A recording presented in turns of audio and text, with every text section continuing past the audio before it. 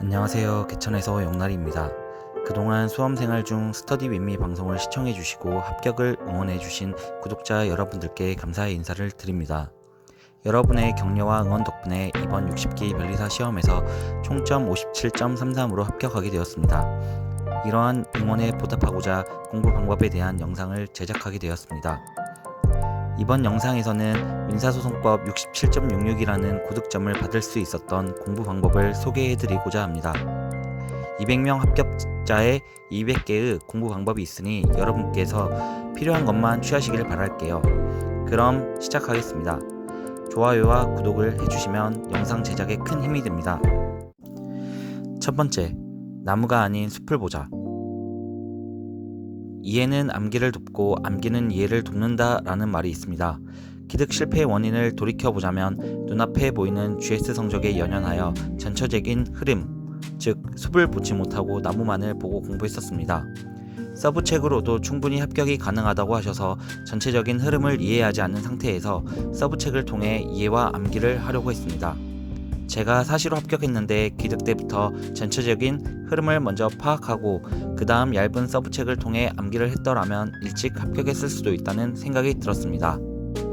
통합기본서를 여러 번 회독하다 보니 왜 이런 목차가 나와 있고 왜 이 단원이 여기에 배치되어 있는지 앞선 내용과 연결이 이렇게도 되는구나 라는 것을 깨달았고 제 실력이 향상되었다는 것을 느꼈습니다.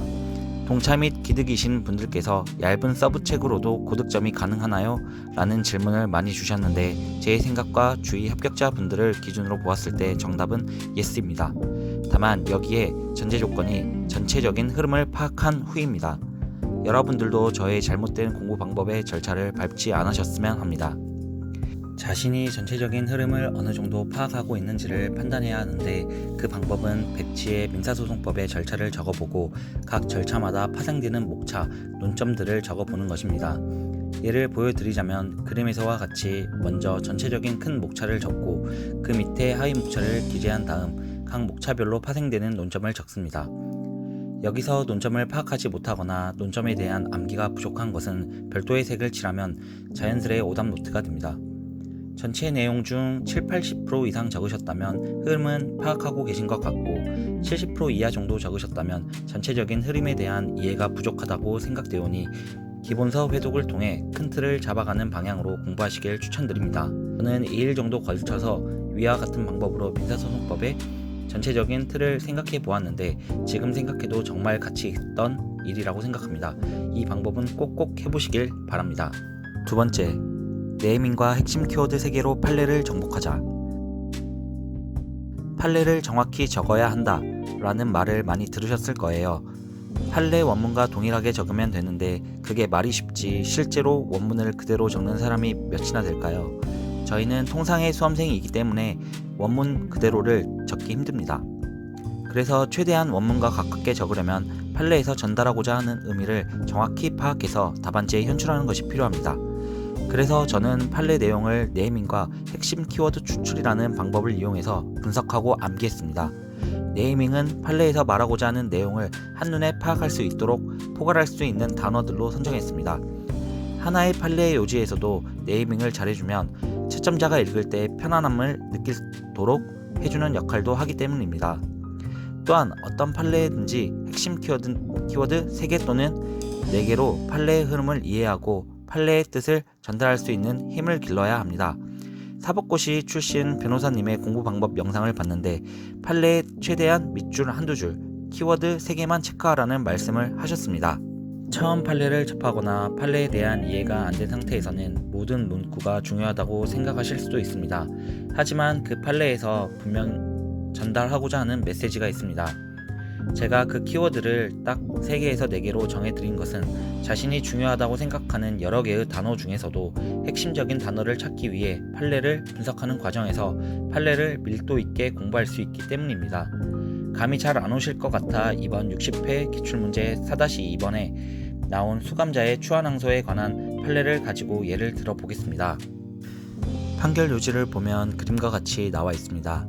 여러분이 책을 읽을 때도 판결 요지 그대로 나와 있다면 눈에 잘 안 익힐 것입니다. 그래서 저는 먼저 판례에서 말하고자 하는 내용을 파악하여 내용별로 분류했습니다. 그 후 다음 그림과 같이 분류한 내용을 한 번에 파악할 수 있는 단어를 사용해 네이밍을 했습니다. 저는 위 판례에 대해서 공시송달의 효력, 책임질 수 없는 사유 존부, 사유가 없어진 때의 의미 라는 주제로 판례를 분류하고 네이밍했습니다. 그 후 키워드를 최대한 3개에서 4개로 압축하려고 노력했습니다. 키워드에 반드시 들어가야 하는 것은 논거입니다. 왜 공시송달이 효력이 있는지, 왜 책임질 수 없는 사유가 있는지 등 자동 반사적으로 나올 수 있도록 암기를 하셔야 합니다. 또한 당사자나 대리인이 기록 열람할 때 여기에 밑줄 그은 이유는 사례집 풀다가 동생이 열람할 때라는 문제가 있었고, 이때 저는 동생이 열람한 때를 사유가 없어진 때라고 생각하고 문제를 풀어 틀린 경험이 있기 때문에 오답 노트 차원에서 적어 놓았습니다. 이러한 방식으로 판례를 분석하고 암기한다면 분명 고득점이 나올 것이라고 확신합니다. 세 번째, 단권화, 제대로 알고 하자. 단권화에서는 두 가지만 기억하세요. 모으기와 줄이기. 보통 흔히들 알고 있는 단권화라고 함은 자신이 기본서로 선택한 책에 없는 최신 판례나 다른 책에 있는 내용을 보충하는 것으로 알고 있을 겁니다. 물론 이것도 단권화 방법 중 하나이나 모든 것을 커버하는 단권화라고 볼 수 없습니다. 그럼 이제부터 그 방법에 대해 말씀드리겠습니다. 먼저 모으기는 앞서 말씀드린 것과 같이 자신이 선택한 기본서에 없는 내용을 보충하는 방식과 사례집 또는 GS 등에서 틀린 문제에 대한 오답 노트를 기본서 내용에 기재하는 방식이 있습니다. 모으기 중 보충하는 방식은 최신 판례의 보충, 가장 많은 수험생이 보는 기본서와 비교하여 부족한 내용을 보충하는 방식이 있습니다. 그럼 여기서 어떠한 기본서를 선택하느냐도 고민되실 텐데 저는 모든 내용이 수록된 책을 기본서로 선택했습니다. 그 이유는 모든 내용이 기재되어 있기 때문에 기본서에 없는 내용을 추가할 필요가 없어 시간적으로 절약할 수 있기 때문입니다. 다만 사례집 등에서 고득점을 위해 적어야 할 내용은 그림과 같이 따로 보충했습니다. 기본서 선택은 자신의 취향, 가독성, 공부 방식 등에 따라 개인적인 차이가 있을 수도 있으니 본인에게 잘 맞는 기본서를 선택하시길 바랍니다. 모으기 중 사례집 또는 GS의 오답노트 방식은 논점을 캐치하는 트리거를 기재하는 방법. 어떤 판례에 대한 문제가 나왔을 때 대부분의 사실관계가 비슷하기 때문에 다음에 이 문제가 나왔을 때 어떠한 식으로 목차를 구성할지 포스트잇에 적어서 해당 판례에 붙이는 방법. 항상 놓치는 논점에 대해 누락 방지를 위한 키워드를 기재하는 방법 등이 있습니다. 모으기 방식은 아마 시험 한 달 전까지는 계속해서 하실 수도 있습니다. 하지만 지금부터 부지런히 하신다면 GS 시즌에 다가서도 큰 부담이 없으실 겁니다. 모으기 후에 더 중요한 것은 줄이기입니다. 흔히들 시험 하루 전에 1회독을 해야 그 과목에 고득점이 나온다고들 합니다. 저는 이 말에 전적으로 공감합니다. 평소에 공부하는 이유는 시험 전날에는 진짜 모르는 것만 보고 가기 위해 평소 지식을 많이 쌓기 위함입니다. 줄이기 방식은 비교적 중요하지 않은 논점에 대한 강약 조절, 너무 잘 알고 있는 논점에 대한 내용은 흩날리며 읽기, 시험 전날에 꼭 보고 갈 내용에 대한 라벨을 붙여놓는 방법 등이 있습니다. 이러한 과정을 거치고 자신이 항상 누락했던 논점, 목차가 잘 안 잡히는 내용에 대한 목차 등을 시험 2주 전에 총정리, 즉 시험장에서 볼 오답노트를 만들어 간다면 자신이 준비해간 것에 대한 실수를 최대한 줄일 수 있을 것입니다. 꼭꼭 하세요. 네 번째, 쓰기를 통한 지식 정리. 우리가 책을 회독하며 지식을 쌓는 과정을 인풋이라고 하고 그 지식을 답안지에 현출해내는 것을 아웃풋이라고 합니다. 저는 인풋 과정과 아웃풋 과정의 조화를 정말 중요시 생각했습니다. 기득 때는 인풋에 공들인 시간이 아웃풋에 투자한 시간에 비해 월등히 많았습니다. 이를 불합격 원인으로 보았습니다. 불합격한 후에 아웃풋에도 투자를 늘려야 한다고 생각했습니다. 아웃풋 과정, 즉 쓰기를 통해서 내가 진짜로 이 개념을 제대로 알고 있는지, 어떠한 키워드를 누락하는지에 대한 피드백을 하였습니다. 제가 했던 아웃풋 연습 과정에 대해 설명해 드리겠습니다. 11월경에 기본서를 2회독한 후 12월부터 스터디원 한 분과 통암기를 시작했습니다. 하루에 약 40페이지 분량의 기본서를 암기한 후 각자 중요시 생각하는 논점을 5가지 정도 질문 형식으로 채팅방에 올려놓고 다음날 오전에 그 질문을 보면서 백지에 적어 보았습니다.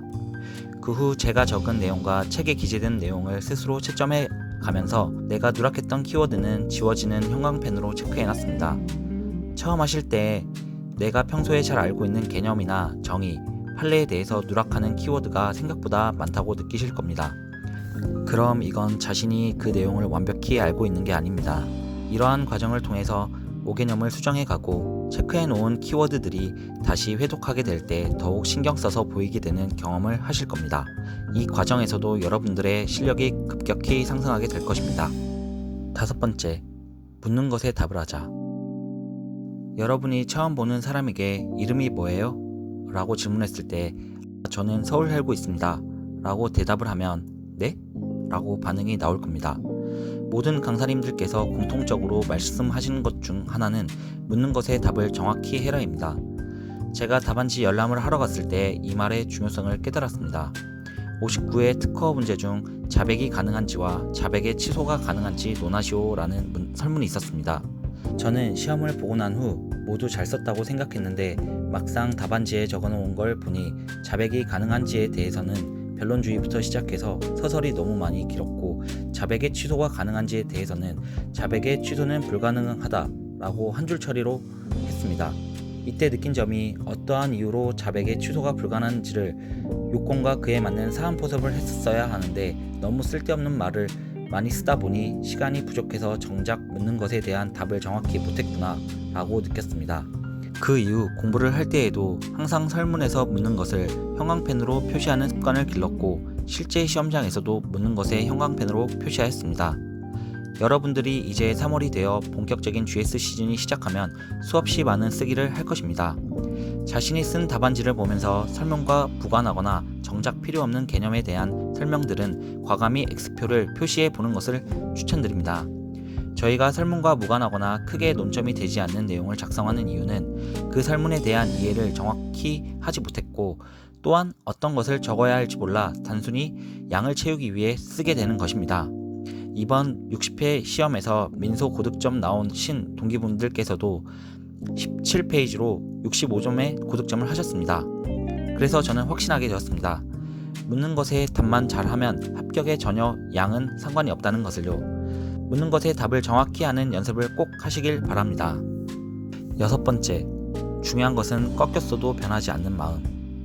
제가 좋아하는 기업인께서 하신 말씀 중 실패란 없다, 아직 성공하지 못한 것일 뿐, 불가능이란 없다, 단지 어려울 뿐 이라는 문구를 좋아합니다. 이 영상을 기득 3시 이상 분들이 이 시점에서 시청하리라 생각됩니다. 생각보다 점수가 안 나와 좌절하거나 내가 과연 이 시험을 붙을 수 있을까? 라고 생각하시는 분들께 감히 말씀드릴 수 있는 것은 여러분은 이미 많은 노력을 하셨고 이 영상을 보는 동안에도 올바른 공부 방향을 잡기 위해 많은 노력을 하고 계십니다. 이러한 노력이 조금씩 쌓여 합격이라는 기쁨을 반드시 맛보리라 확신합니다. 모든 꽃은 봄에 피지 않는 듯 여러분의 꽃은 아직 피지 않았을 뿐 언젠가 꼭 피우리라 믿습니다. 사례집에서 사실관계 체크, 시간관리, 기타 시험장 꿀팁 등은 다음 영상에서 자세히 설명해 드리겠습니다. 시청해 주셔서 감사합니다.